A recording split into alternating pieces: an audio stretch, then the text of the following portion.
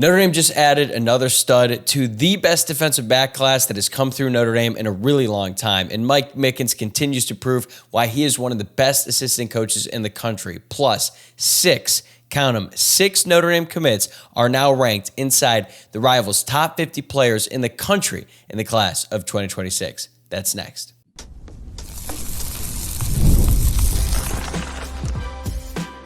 You are Locked On Irish, your daily podcast on the Notre Dame Fighting Irish.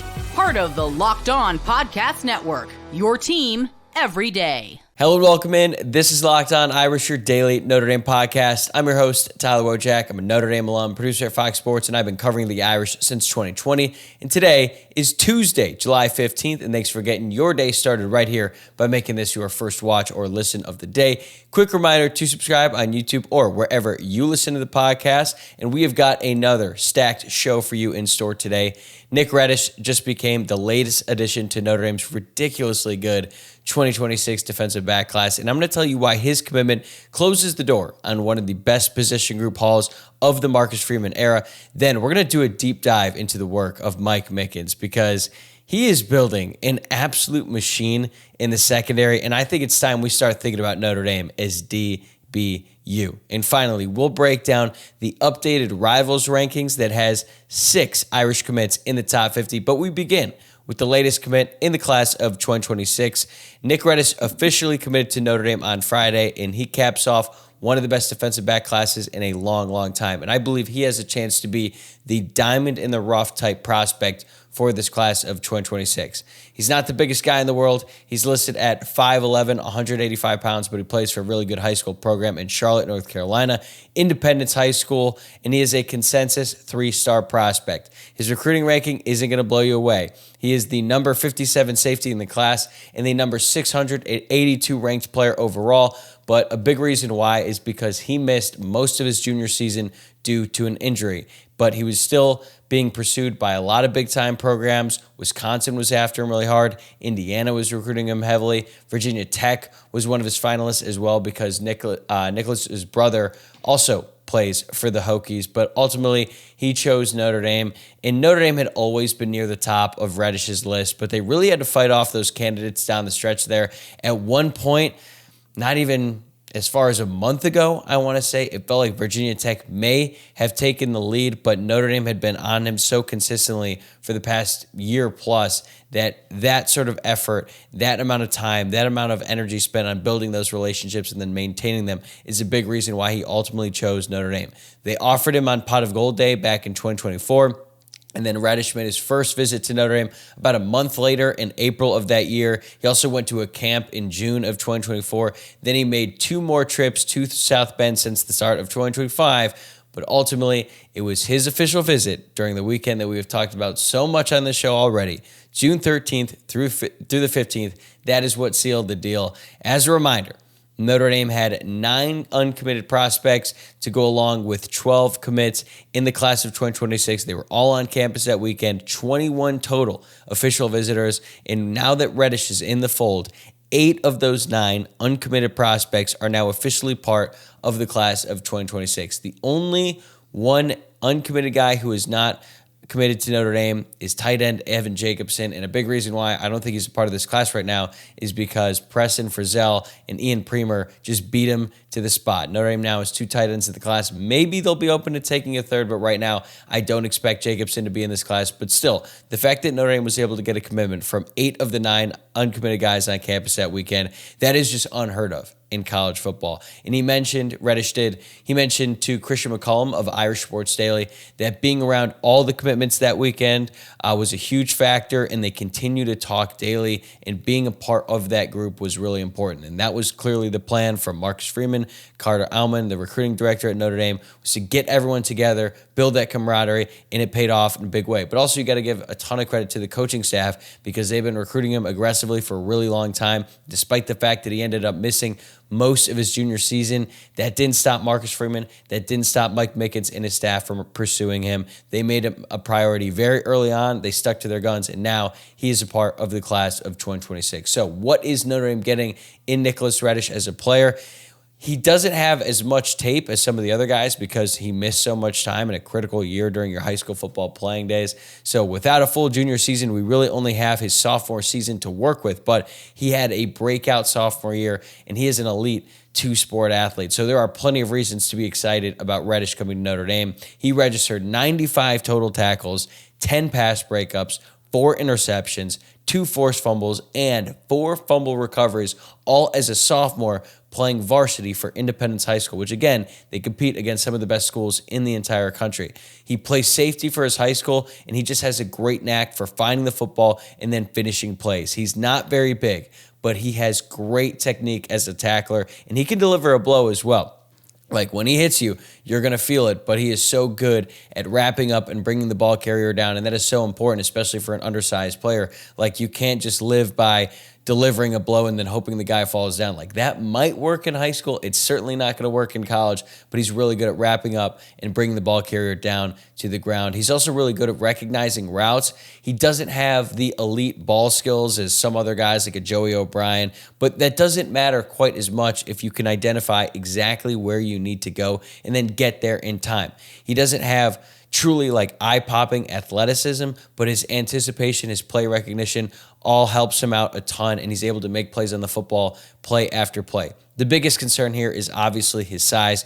Notre Dame has really made recruiting big defensive backs a priority, and Reddish is definitely smaller compared to guys like Joey O'Brien or Kari Adams or Jadon Blair in last year's cycle. And he also doesn't have verified speed numbers yet, so that's something to keep an eye out for. I still think he's going to be very productive during his senior season, but considering we don't know what his 40 time is, like you're looking at his size and you're looking at his production, you're thinking, okay, well, he's still a very productive high school football player, but still you want to see just how athletic he is to try to categorize or try to identify what his ceiling could be in college. But that being said, he still has plenty of time to get bigger, stronger, faster, and he's already proven to be a very versatile defender. And I think that's a big reason why Notre Dame likes him so much. He can play corner, he can play nickel, and he can play safety. But once he gets on campus at Notre Dame, I do expect him to play nickel. And honestly, given his size and the way that the rest of this defensive back class is structured, it makes the most sense for him to play nickel. He's certainly got the toughness and the skill set to play that position, which we know is very difficult because not only do you have to cover slot receivers and tight ends in the pass game, sometimes running backs as well, you also have to come in and stop the run, fight off some blocks from some big guys, potentially some offensive linemen,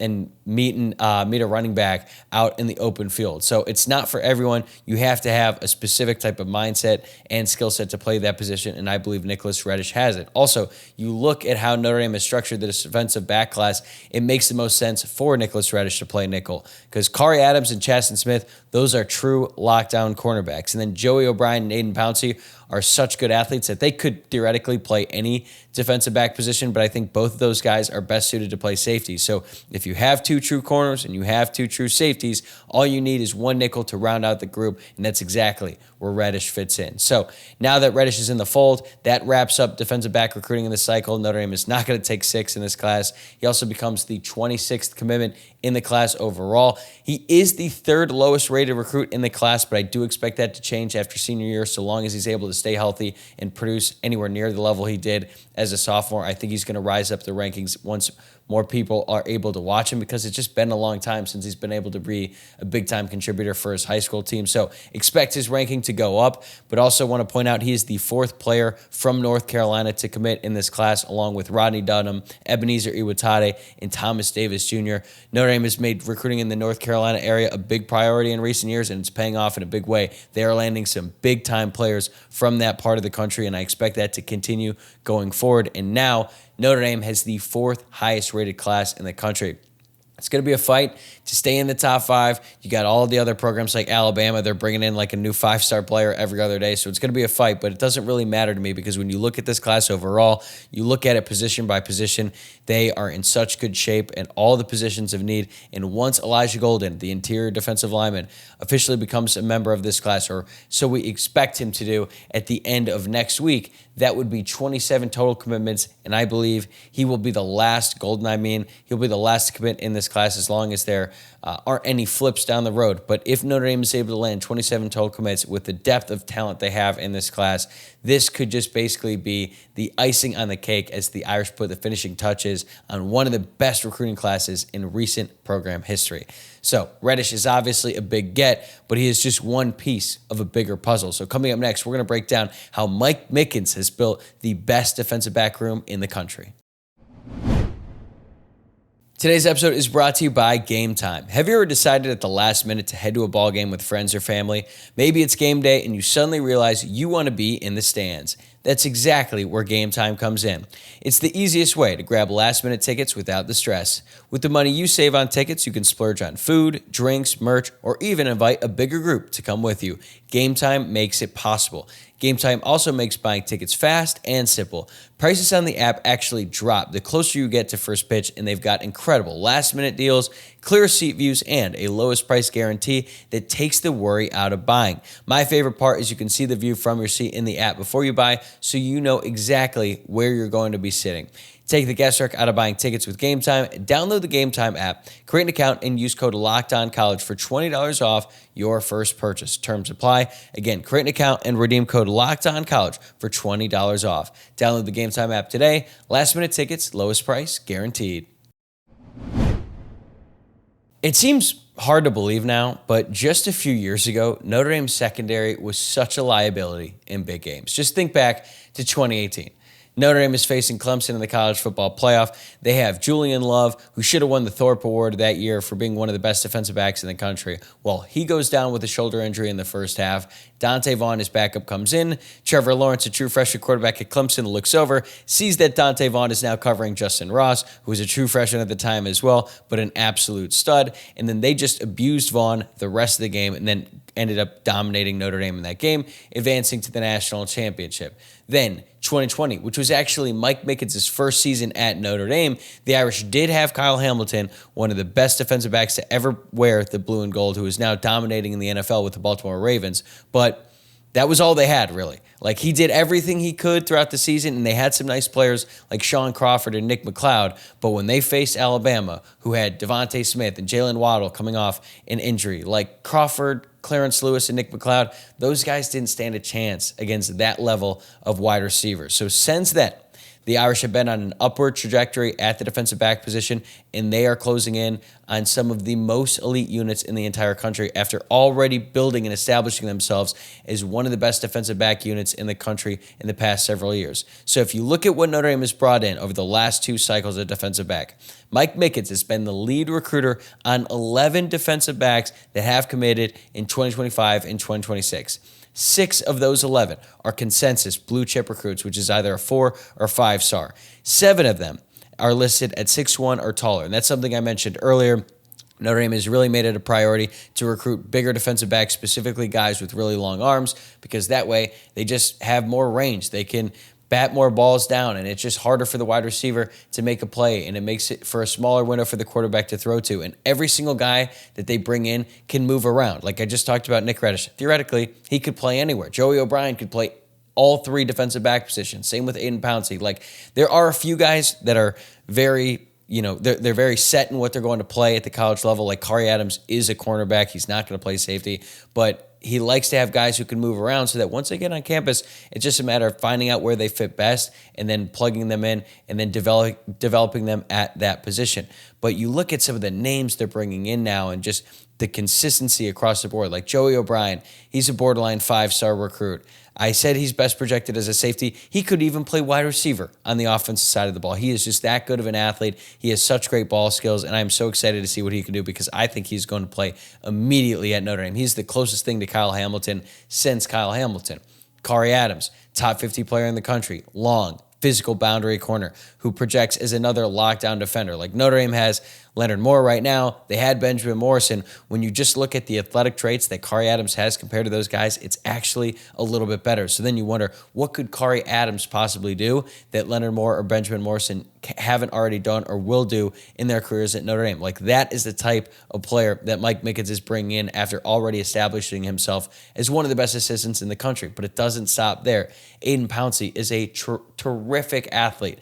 He's not quite like the athlete that Joey O'Brien is. He also doesn't have his size, but he's awesome. He could even play wide receiver if they really wanted to. Same with Dallas Golden. As a matter of fact, I'm basically encouraging Notre Dame, pleading for Notre Dame to let Dallas Golden play some offense because of just how exciting he was to watch when he was in high school in Florida with the ball in his hands, and his team and Berkeley Prep just basically asked Dallas Golden to do everything. And they're a good program, but he was the Wildcat quarterback, running back, wide receiver, and also a great cornerback. He has a chance to play on Notre Dame this season, probably as a special teams guy, considering Notre Dame has Leonard Moore and they have Christian Gray at corner. But then again, in 2023, Notre Dame had Benjamin Morrison and Cam Hart, one of the best cornerback duos in the entire country, and Christian Gray still got some playing time as a true freshman because he was just that good. They also added Mark Zachary last year, who is Mr. Football in Indiana, an elite two-sport athlete, an awesome basketball player. He's a little bit undersized compared to some of the other cornerbacks Notre Dame has brought in. He's 5'10", but he has freakishly long arms, so he could end up being a really good player. So those are like the big name guys that most people recognize. They're at the top of all the recruiting rankings the past 2 years, but then it goes beyond that. You bring in guys like Chasten Smith, who's a strong corner prospect. He's got the size to move around if needed. Cree Thomas is a versatile player who really impressed a lot of people during spring practice this year. Like Dallas Golden and Mark Zachary were not early enrollees. Cree Thomas was, and he had an opportunity to really make a name for himself, make a great first impression, being the one freshman cornerback who was actually on campus, and that is exactly what he did. You could hear some of Notre Dame's receivers hyping up Cree Thomas for what he was able to do. And then now you have Nick Reddish to go along with other underrated prospects like Ethan Long and Brandon Logan. Brandon Logan, two-sport athlete, could have gone to Vanderbilt, play baseball and football there, decided he wanted to play or prioritize football, went to Notre Dame. He could end up getting drafted in the MLB draft a few years from now. And then Ethan Long out of Connecticut, someone who also impressed during spring practice. So you have all these different guys with all these different skill sets, but the one consistent thing is that they're really, really good football players. They can do a bunch of different things for this Notre Dame defense. So what Mike Mickens is bringing in on the recruiting trail is just phenomenal, and it's building on what he's already done with his room and the guys who've been around for a long time. Like, just think about Xavier Watts, right?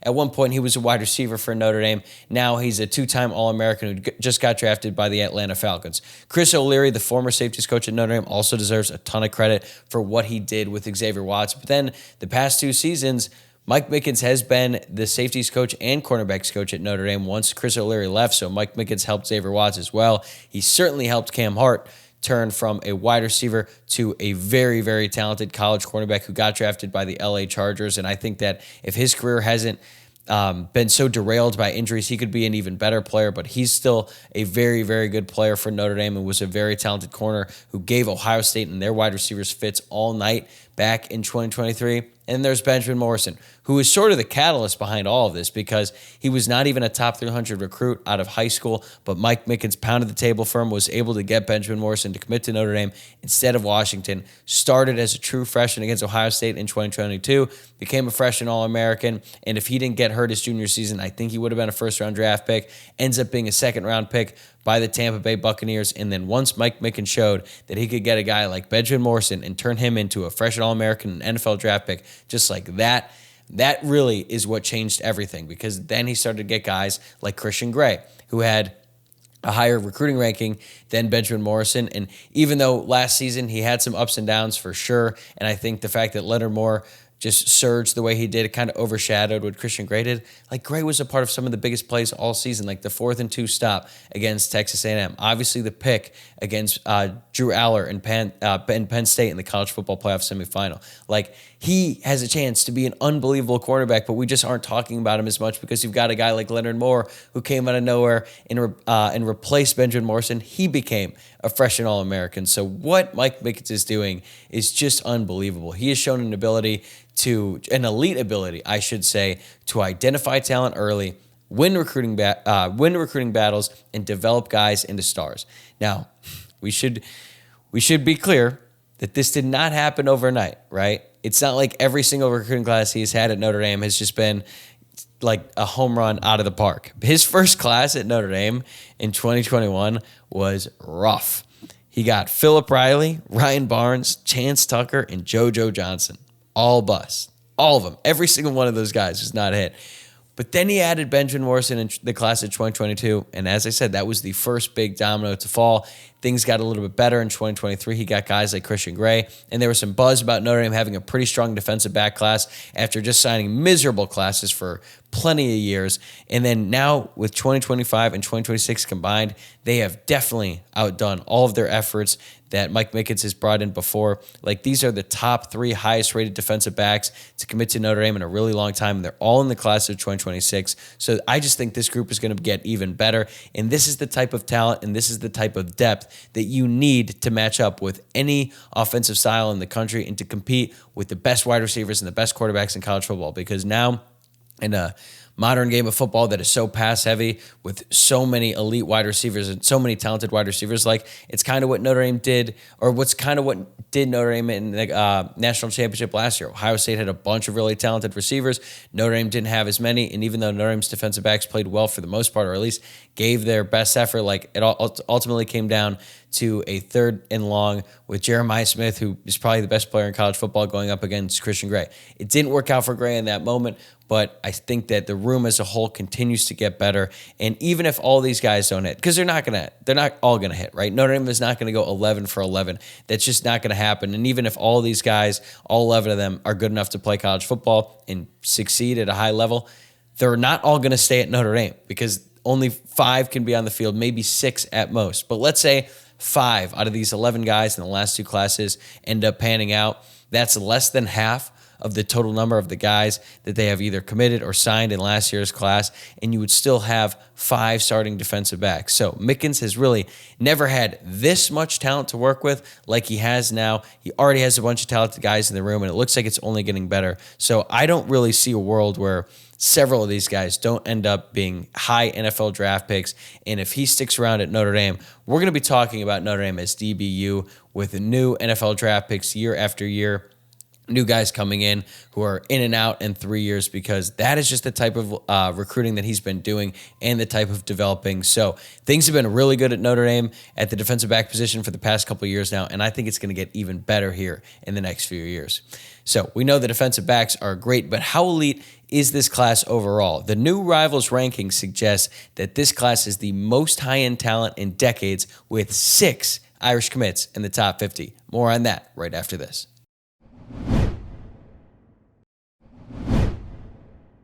So normally on the show, I don't react to every single time a recruiting site updates their rankings, because I think part of it has to do with generating more interest and intrigue in their site, and I get it and makes sense. And I don't just dismiss recruiting rankings entirely. I think some people just get a little bit too overboard with that. I do think that the people who work for these different sites do put in a lot of time. They put in work and they try to evaluate these guys and rank them the best that they can.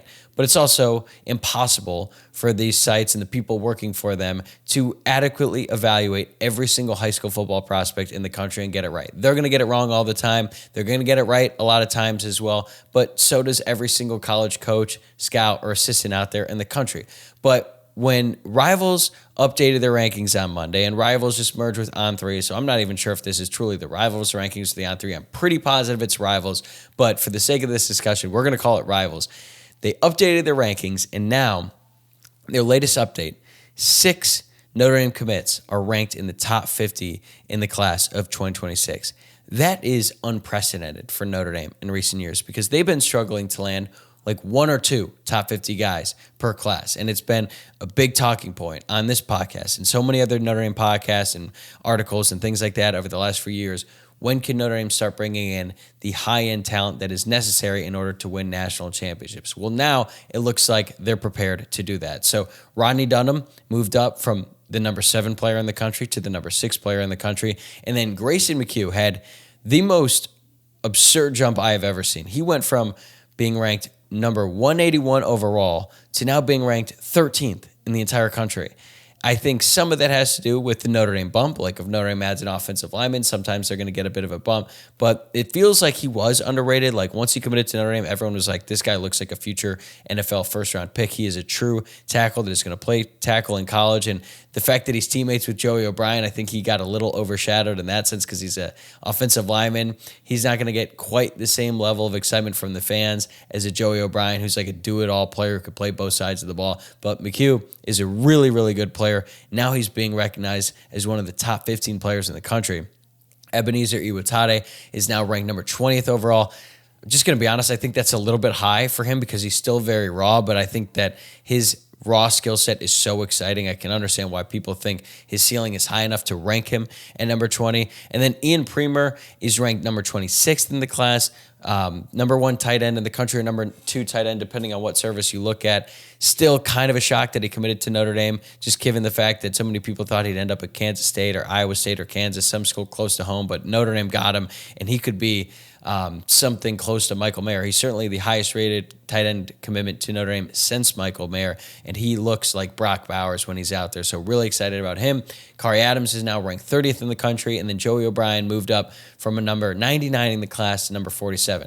I think that's a little bit underrated. I think Iwatade should be ranked lower. O'Brien should be ranked higher just because of all the different things he can do on the football field. But when you look at this group and you see 6 guys who are currently ranked in the top 50, and then there's a couple guys who I think probably should have been ranked higher by rivals like Haydon Finley, Javian Osborne. Neither one of those guys are even in the top 100. Again, we could pick apart recruiting rankings all day long, but I think the fact that there are 6 guys in the top 50 is just really eye-opening. And I understand that some fans don't put too much stock in recruiting rankings, and I like to say that rankings don't matter, stars don't matter. Look, in some instances, I agree. I mean, I already talked about Nick Reddish being a potential diamond in the rough prospect in the class, but here's the thing. Whenever we talk about recruiting rankings, even the people who are like staunchly against them, would you feel more comfortable if a player was ranked much higher or lower in the recruiting rankings and they were going to Notre Dame?